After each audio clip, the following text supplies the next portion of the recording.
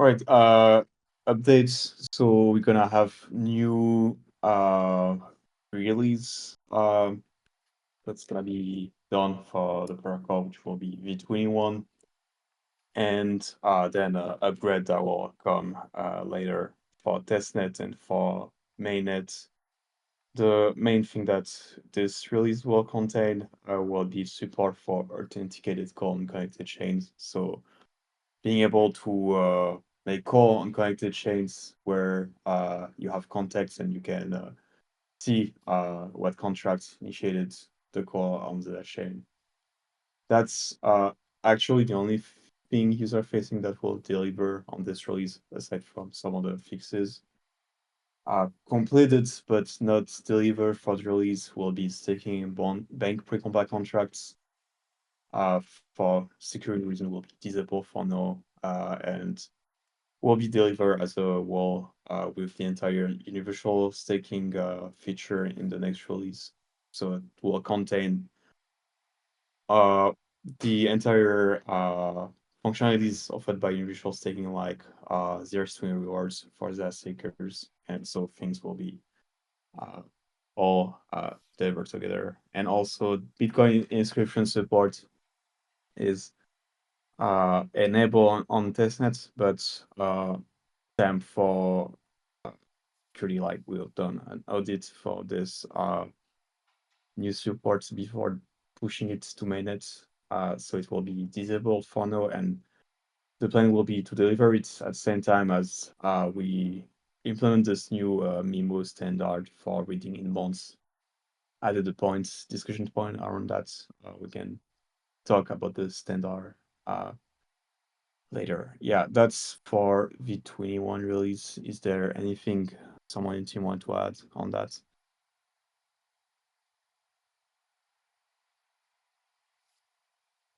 Okay, I think it's as no. All good.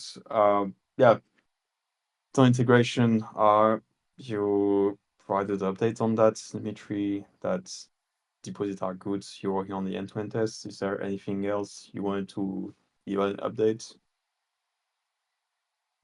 Sure. So yeah, as you mentioned, I'm working on a test basis for everything that's related to deposits, probably except rewards.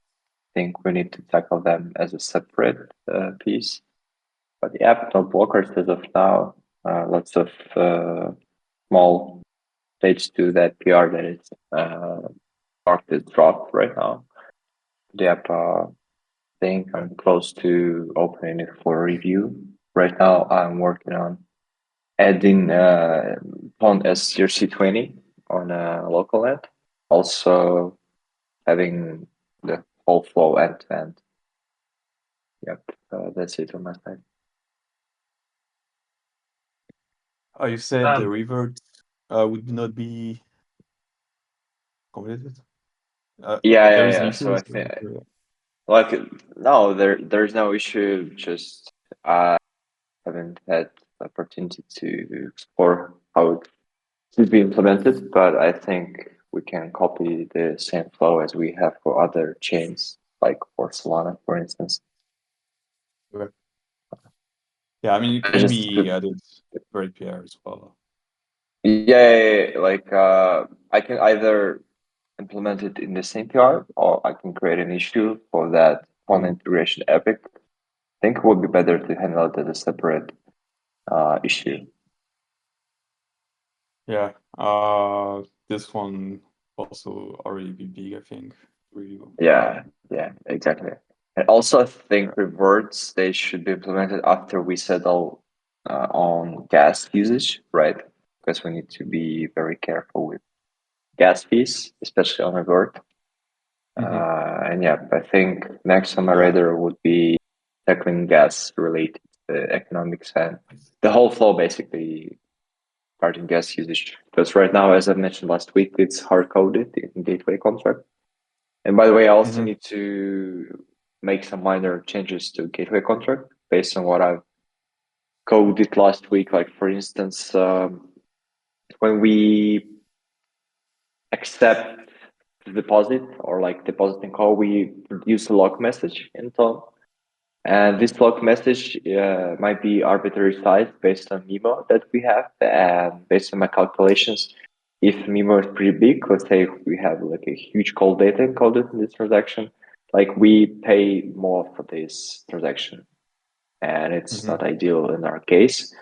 So, but when I was parsing transactions using ZetaChain, I figured out that actually we can remove the MIMO from the log message to make get usage more constant, like regardless of call data size.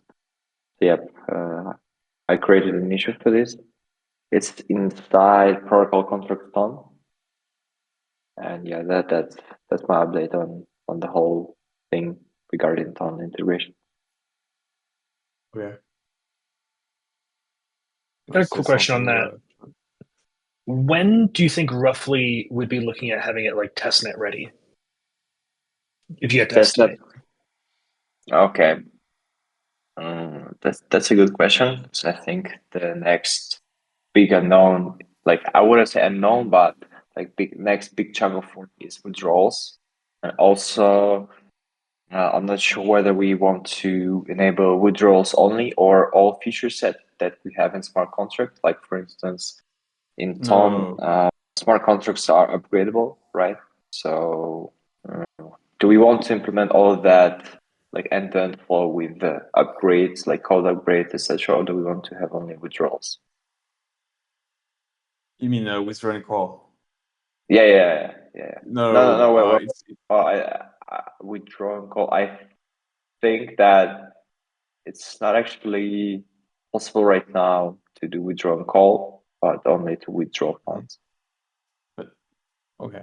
So what were you saying like regarding upgrades?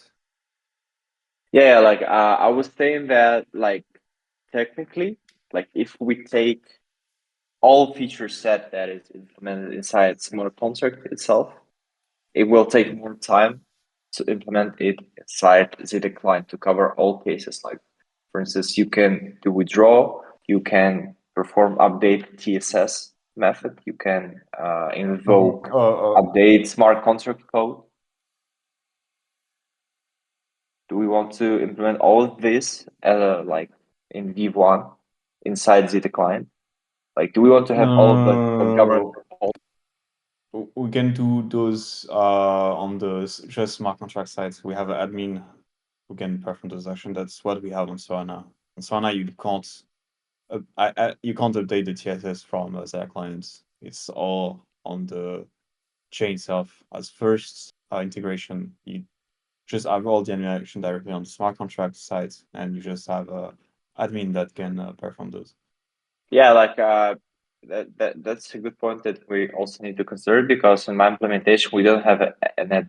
Like anyone can deploy the gateway, but as soon as Yeah. you set TSS address, only TSS can perform any like outbound actions. Yeah, we should have it for first implementation. Maybe we could ship on testnet our first like prototype, but for first like production ready contract, we should have a admin that can upgrade the contract and the TSS. Okay, makes sense. Yeah, in this case, I need to update a couple of Yeah. issues in GitHub. Yeah, could you please outline them here? Okay, so if we won't have any issues with intent test cases, I think I will be able to implement withdrawals until the end of next week. I think that's not mid-October would be Okay. realistic. Thanks. Cool. Yeah, universal staking, Borja, you're working on that. The distribution, mobile contracts. For our discussion would be more in the staking contract, but yeah, is there anything you wanted to discuss on that? Or any Yeah. updates you Well, the biggest trend is that there is not going to be a a distribution contract like a separate entity. It's going to be the two functions, distribute and withdraw. It's going to be part of the staking precompile. So yeah, I guess that's the biggest part. And yeah, other than that, there are no changes. I'm starting to work in the distribute part, which basically will allow a user to send CRC20, reconvert this CRC20 into Cosmos coins and send these coins to the fees the fees pool that all the validators and delegators are going to have as a reward. So essentially, this will unlock getting CRC20 as a reward, which then you can withdraw from the bank precompile. So yeah, the only update, I guess, is it's going to be part of the staking precompile, and I'm still starting working on the distribute part of things. Cool.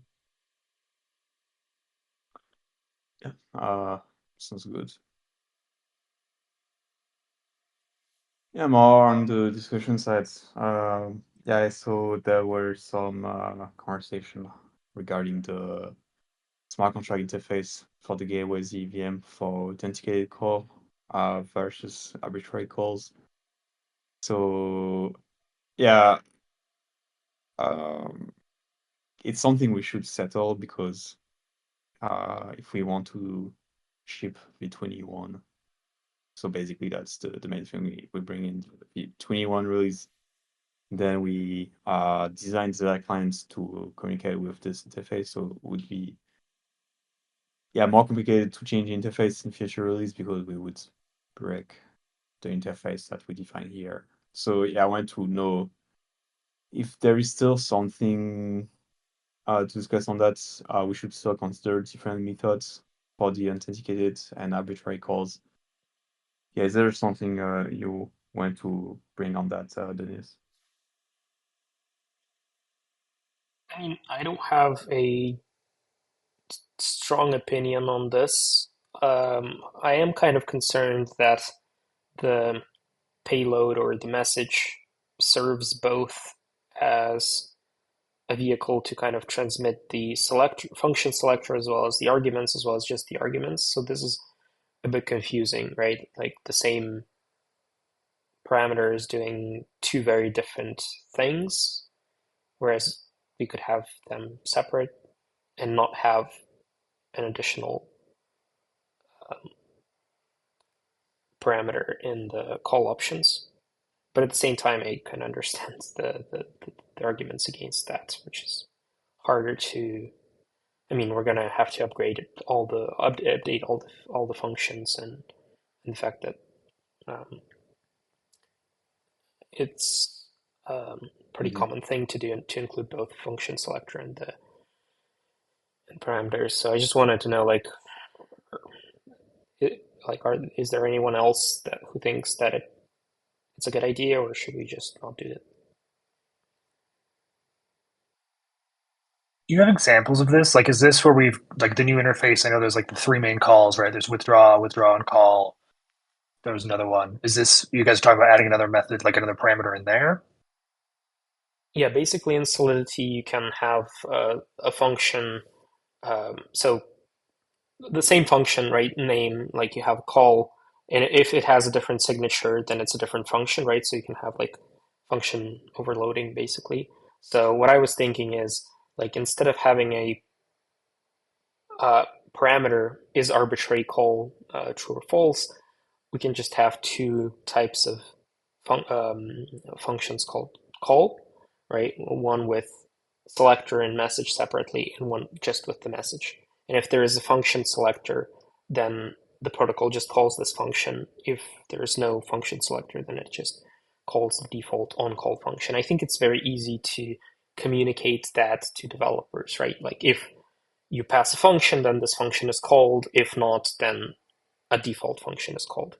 Like that's super clean.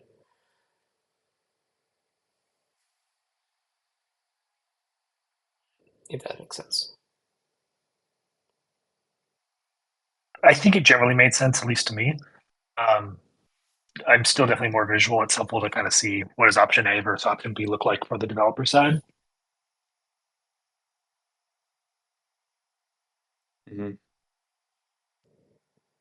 Um, yeah, that might be long to discuss here on that. So maybe let's follow up on Slack, share two example and follow up on discussion. I don't know. But from what I understood, like it was simpler to provide both in the same arguments for the function. But there is something you brought on that, Borja, I think, as the call data.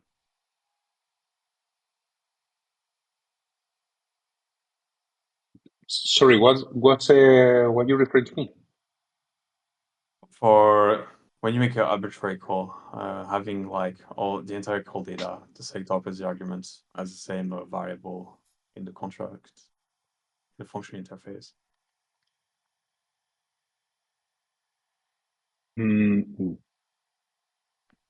Yeah, but I don't understand the question. Sorry, I was. It's simpler to provide both value in the same parameter instead of separating into two parameters. Yeah, I think so. Yeah. The thing is, to me, providing the selector and the arguments in the same at the same moment, it's like using solidity and code with function, code with signature. Sorry. I think application developers, Solidity developers are used to that kind of providing the selector and arguments in the same statement instead of doing it separately. But yeah, I guess it's a matter of choice. I'm comfortable doing selector and arguments in the same code data.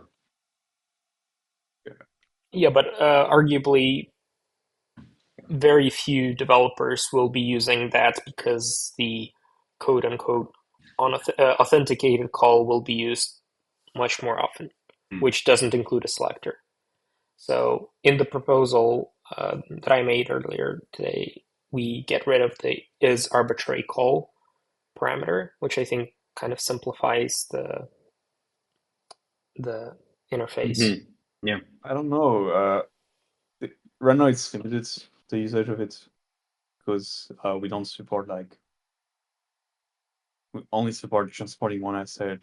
There's a lot of limitation for initial implementation, but in the future, like we're gonna add more capability to the arbitrary calls, and that might be more used. I mean, the original idea of having arbitrary call was that you don't need to deploy any contracts on connected chains, and as we develop further, like the capability you can do with it, that might be more and more used. And yeah, I think the best is just to write down the advantages, disadvantages, and we can follow up on that. And we could just do like an inform, like once we have the advantages written down, just even posting here in Discord to get an informal feedback from people to see what they think. Right, we have developers in this channel or in this server. We should share the stuff with them when we can. Yeah, let's do this. But at the same time, just last thought on this from my side.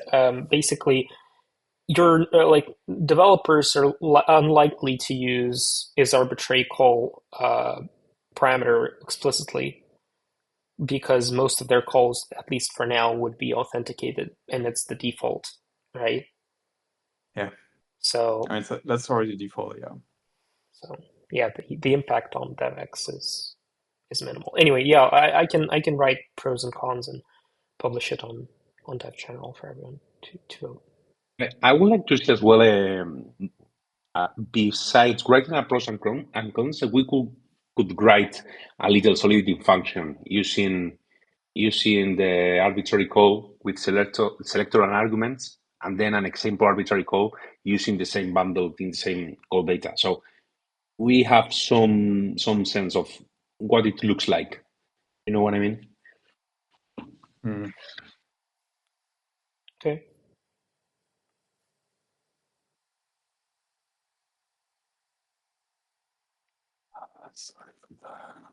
Okay. to have on that. Yeah, inbound MIMO standards. You've been working on that, Charlie.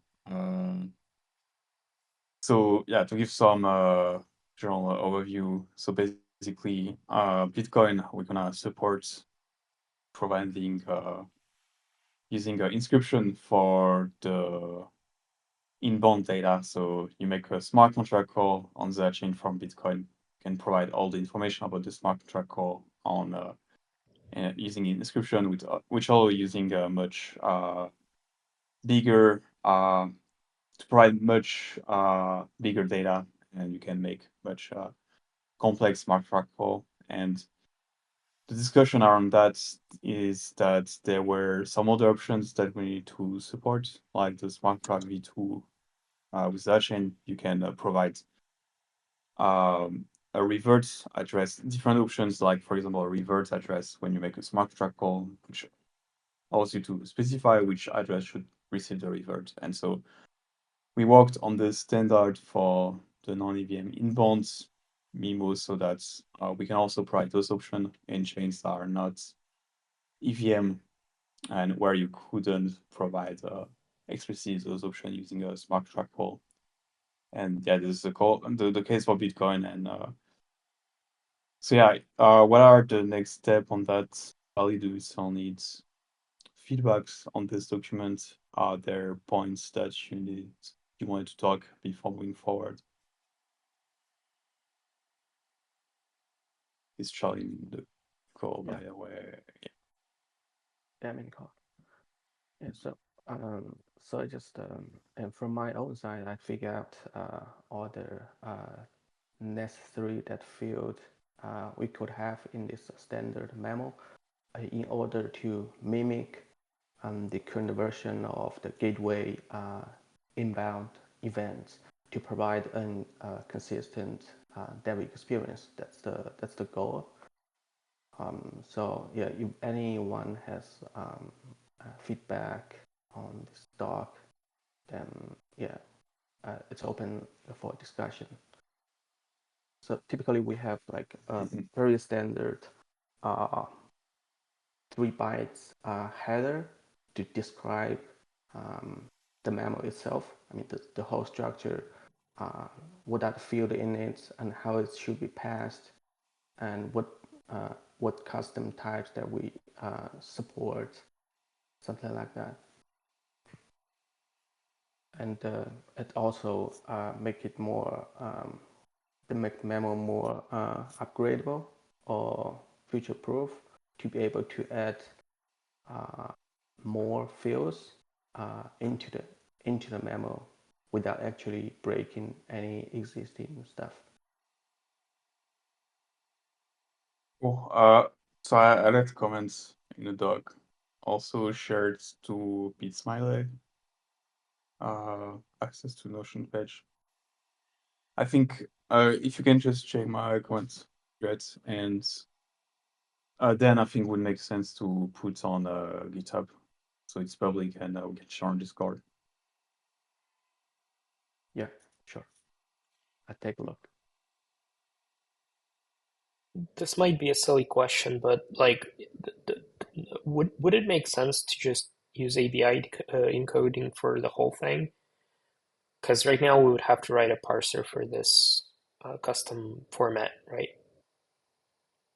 Oh yeah, that's a good point. Actually, I saw a question on the page. I think it is a good idea because whenever, as I said, whenever a user initiate an inbound smart contract call, it always have to deal with some concept of a contract, and that's an EVM contract in the ZEVM. So the user, actually the developer, has to know Ethereum concept like ABIs. Yeah, that's my point. And is this I don't know I don't know is can you pass me some like sort of code that encoding the things using ABI encode so I can maybe I can test that with the memo? I mean, if I implement this. Yeah, sure. There are basically like two proposals from my side, two questions. Like we can possibly encode the memo, like not the memo, but like the actual message that gets passed to universal contract as ABI, and I think we should definitely do that because from the protocol's point of view, it's just bytes, so it doesn't care how we encode it. But from the universal app side, it's definitely an advantage because you can have like a single ABI decode function call. It doesn't matter which chain this is coming from; it's just going to decode it properly. So I think we should definitely do that. The other question is like, should we do it for the whole thing? Because ABI has like padding and length all built in already, but it doesn't have a version, I think. So that might be a bit of a problem. But yeah, I can share ABI docs and some examples for sure. Yeah, that would be nice. Yeah, I totally agree with the point that because inside your universal contract, you actually you need something that really native to a smart contract like ABI encoded data. Exactly. For the version, I'm not sure what you are talking about. Is that the first byte of I mean the version in the memo or something? Yeah. So in your proposal, there is a version which I think is super useful because the protocol gonna change. So we want to be able to adapt, but I don't know if in ABI there is a concept of version. If there is not, we can just make a kind of establish a convention that like the first uint is, I mean, and first integer is always the version, and then so yeah, we can possibly like use the same structure that you proposed, but instead of encoding it in our own custom way, we can just apply ABI encoding to it. So the same exact fields are just going to be encoded by the rules that um, according to ABI spec. I don't know if we should do it. Maybe there are probably some downsides to this because it's going to be longer, um, for sure. But at the same time, we're not going to need to write our own parser for this, so that's an advantage. We can also do pros and cons for this. Mm-hmm. Okay. Yeah. Let's discuss further on that. I think we get interested on this before trying on top.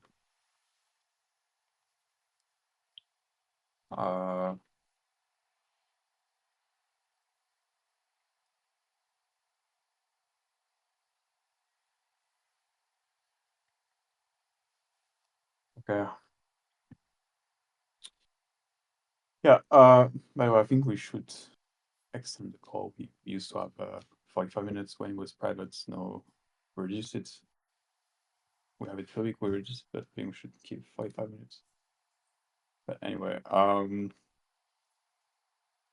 yeah, V21. So I wanted to quickly ask if there are any bugs we should look into before considering shipping the release. There is this one Stefan started to look into,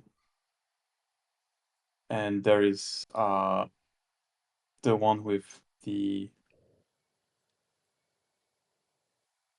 message that Chris I think looked into. Yeah, just we check up Charlie. I don't know if you have some overview on this, but do you see something missing for the release? Charlie McWell.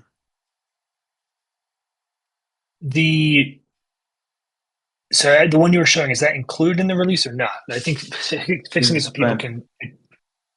This is meant for the release. Okay, yeah, that's the big one. I don't think there's any others that are super top priority. I'm just double checking the list.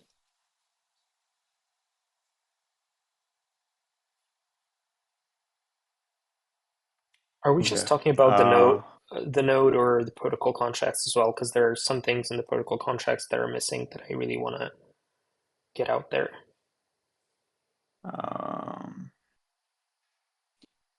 Yeah, which one? Basically baking into the protocol contracts the gateway address and the system contract address, these issues that I created in the protocol contracts repo, as well as the modifier. I mean, it doesn't impact it's not deployed anywhere, but I think it's important from DevX point of view. Yeah, we can still make, if it doesn't change the interface, we can make a release. But I mean, storing gateway address might change the interface of the gateway, or no, it's not gonna. Yeah, we can make a release upgrade of the gateway. Yeah, is there, which one is it? Store gateway. Yeah, this one and the one above. So these don't have to be tied to the V21 release, right? Because we can just do the upgrade afterwards. What is this initial contract? Yeah, it's gonna be shipped any time, and we should wait to have the gateway address actually to implement this one.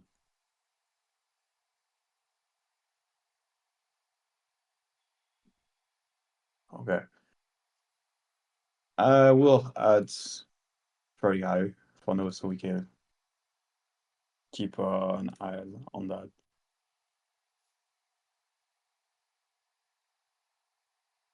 But yeah, it seems it will not be part of the release workflow. It can be done independently. I just remembered that we should add different addresses based on chain ID, so it should intelligently return the right gateway address based on the chain ID tested versus mainnet. Sure.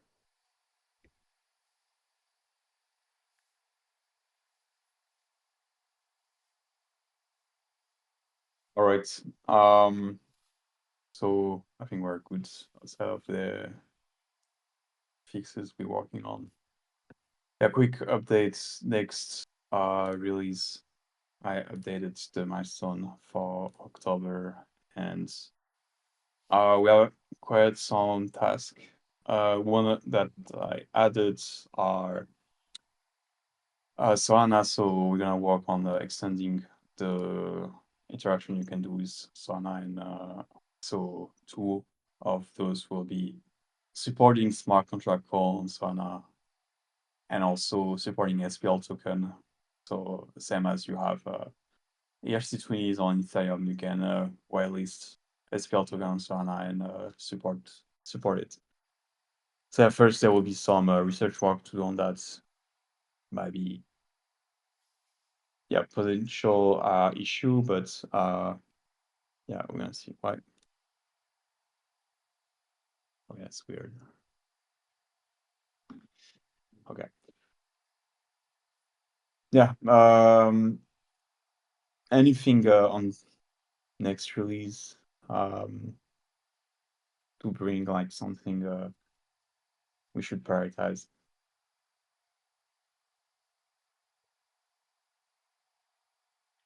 I think that's the introducing safe block number. That's the improvements to confirmations, right? So instead of just relying on blank, like hard-coded confirmation count. It is here. There's that one. Okay. It is added here. Yeah.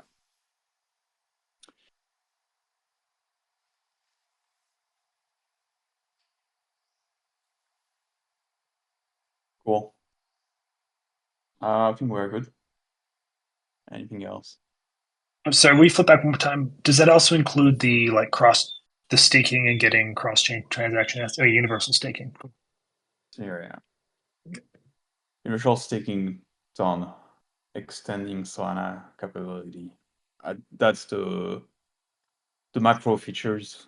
Then there are some other smart things we added. Yeah.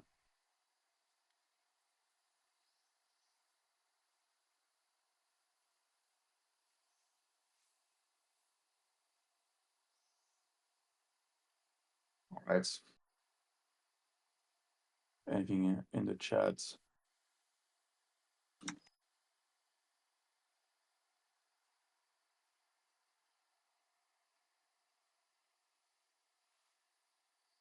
Well, I think this is. Cool. Thanks, Thank you, everyone. guys.